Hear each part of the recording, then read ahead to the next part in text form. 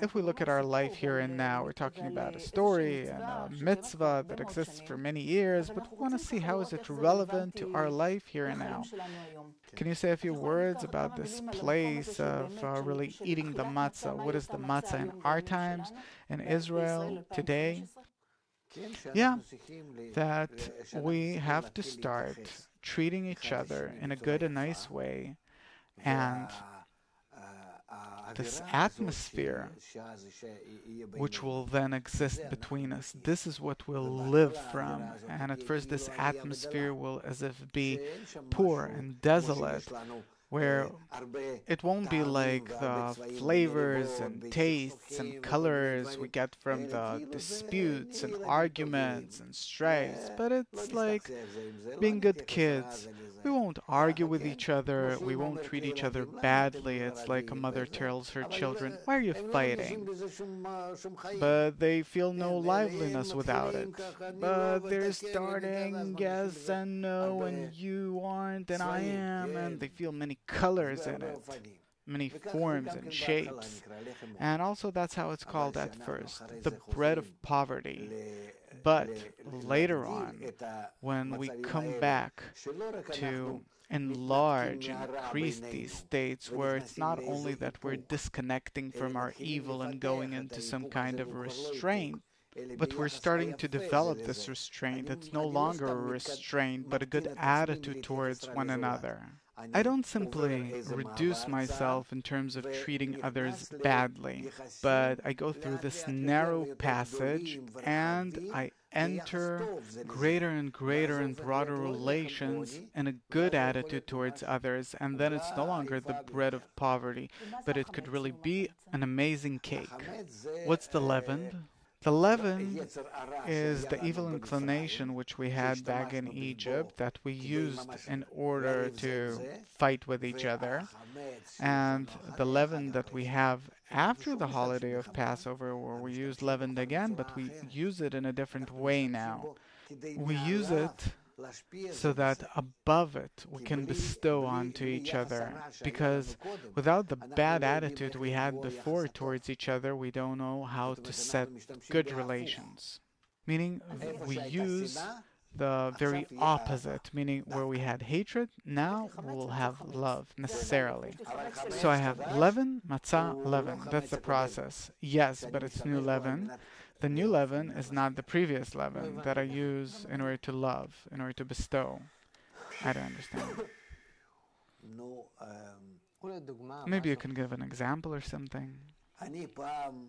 Once I played with you and I took all of your toys and I really enjoyed you crying and yelling and running to mom and telling on me, and I'm not giving you the toy. I enjoyed it.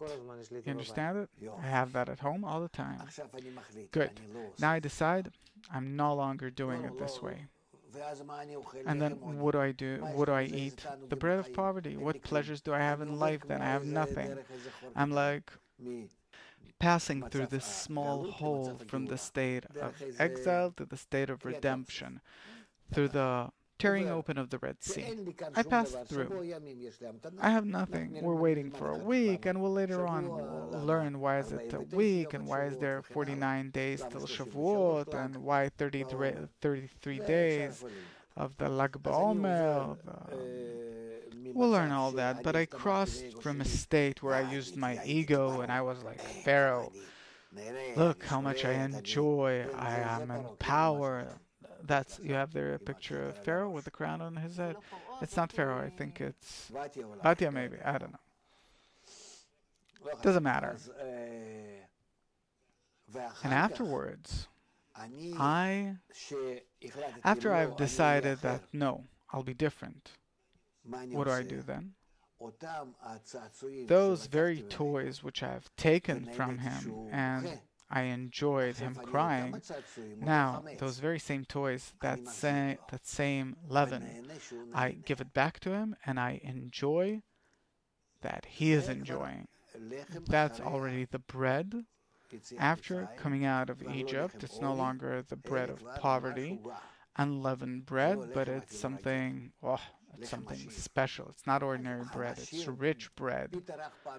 Uh, we call it 620 times greater, that it's the bread of love.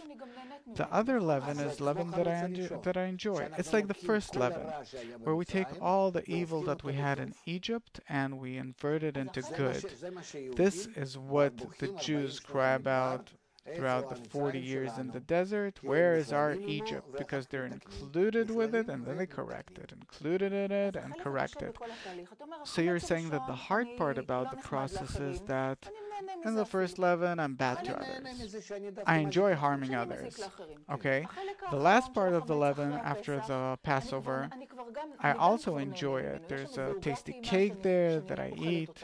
I know how to enjoy it. It comes from love, from good relations. The hard part is the matzah, according to what you're saying, which is the part that the way we go into restraint. As if I have to restrain myself. I have to be in a state that I'm not used to because I experience blows, plagues. When I use my ego, I experience blows. What do you mean? What do you mean? What do you mean? Look at the world.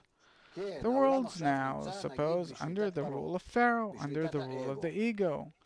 Look in the world. Who's enjoying the world?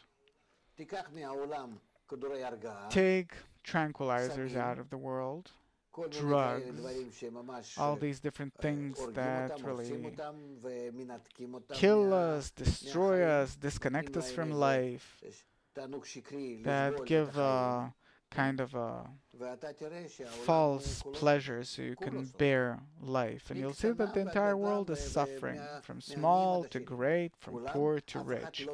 Everyone, no one's really enjoying. But it's the least of two evils. And then what happens on Passover?